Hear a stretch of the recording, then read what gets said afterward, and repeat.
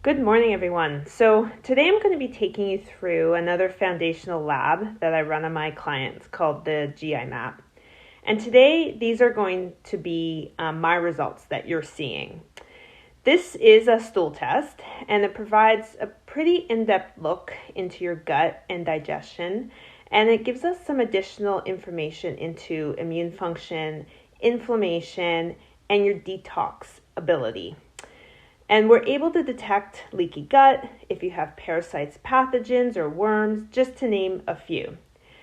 So why is this type of test important?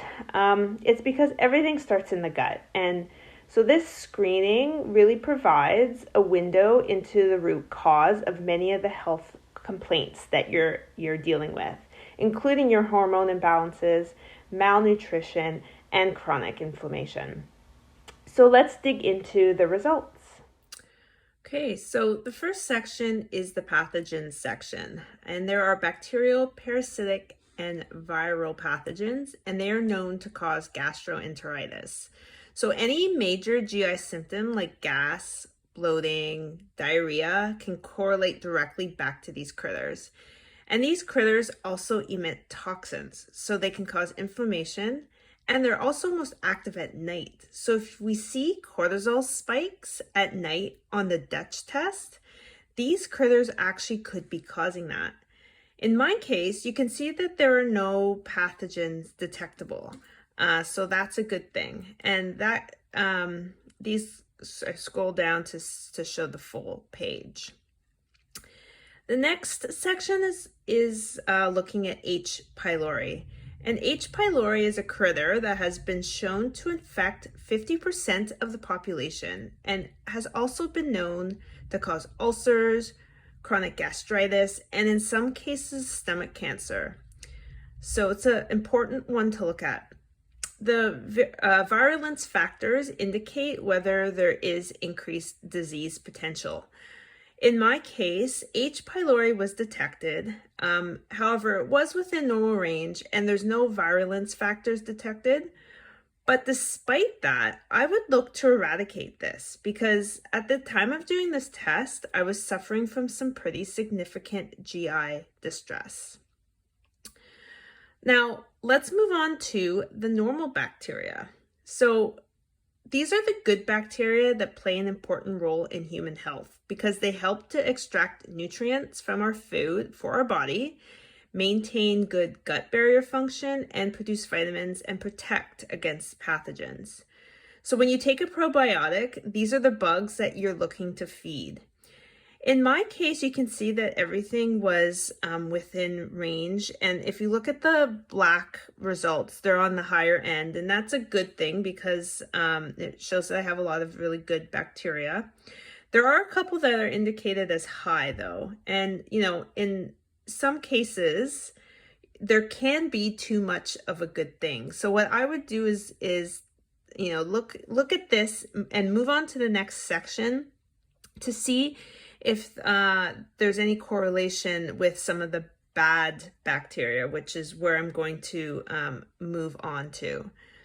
So the next section is the opportunistic bacteria, which is what I call the bad bacteria. When these are at high levels, it can cause inflammation in the gut, resulting in diarrhea, constipation, abdominal issues.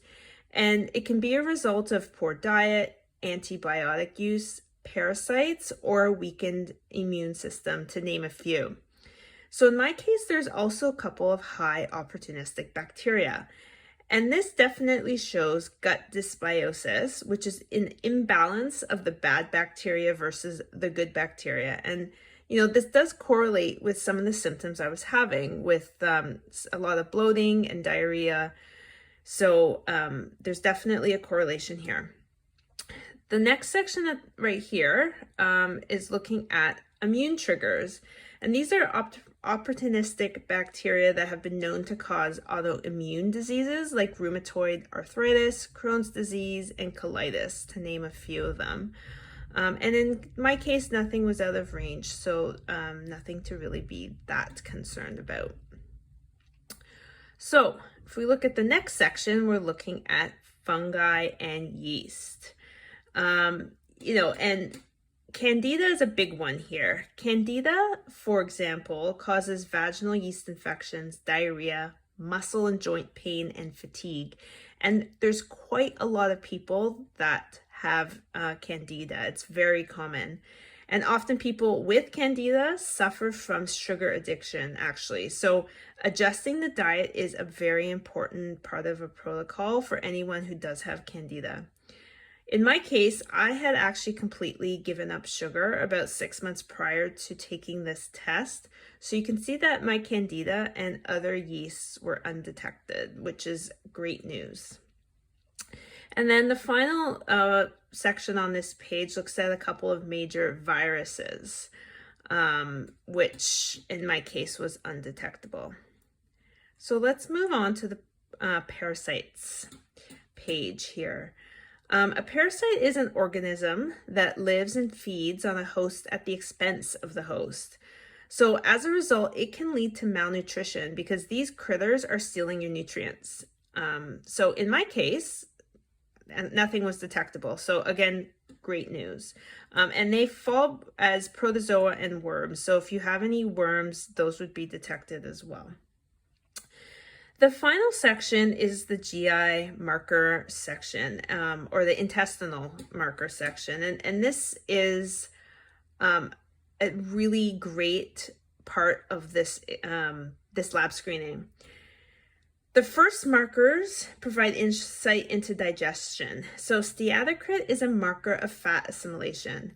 If there's too much fat in the stool, this number will be high and indicates malabsorption issues. So in my case, this was undetectable, which is great, which means that I'm not having any issues breaking down fats. Elastase is a pancreatic enzyme, which is needed to break down your food. When you don't have enough of these enzymes, your food doesn't break down properly, including your amino acids, and this results in malnutrition. So malnutrition can also be indicated in mood disorders and muscle loss, to name a few of the potential symptoms. In my case, the enzymes are in range. You can see I'm at 356. However, I do like to see this number in and around the 500 to 600 range so that it's in a more functional optimal range. So for me, I've actually looked to supplement with some digestive enzymes to improve this number. So the next section provides some GI markers. So beta-glucuronidase is the first one, and elevated beta-glucuronidase can indicate unfavorable metabolic changes, dysbiosis, and interference in phase 2 detoxification in the liver. This marker was extremely telling for me because it had high correlation to my Dutch hormone test, which showed that I had very high levels of estrogen. And my high levels of estrogen indicated that my bad estrogens weren't getting eliminated because of impaired phase 2 detoxification based on this result. This was my aha around my cancer diagnosis. And these are the types of insights you can gather from this testing. And working with a functional practitioner is super key because a functional practitioner can correlate all these results of your lab screenings to your symptoms and to some of the other labs that you're doing, and then provide you a plan to get your health back in check. So let's move on to the immune response markers. So the next two markers measure the first one being secretory A or SIG-A, and that's the first line of defense in response to antigens and pathogens. So when this is low, it shows that the gut immune system is suppressed, and when it is high, it's indicating a response to antigens. So in my case, this was in range, so it's showing that my immune response is good. Anti-gliadin is a component of the gluten protein, and if elevated, it means the body is responding to gluten, resulting in inflammation. So in my case, this was in range as well, but the fact that there was a response at all, so you can see the number of 43 is there, it showcases that my body did have some sort of reaction to gluten. So, in this case, this correlated actually quite well back to my food sensitivity results, which is another test I'm going to take you through on another day, that showcased that I did have a wheat sensitivity, so that I need to be staying away from gluten. So let's look at the next marker. The next marker is the calprotectin marker, which is an inflammation marker. And when this is elevated, it indicates inflammatory bowel disease. So for me, this was 0, which was amazing, which shows that I didn't have any inflammation in my lining.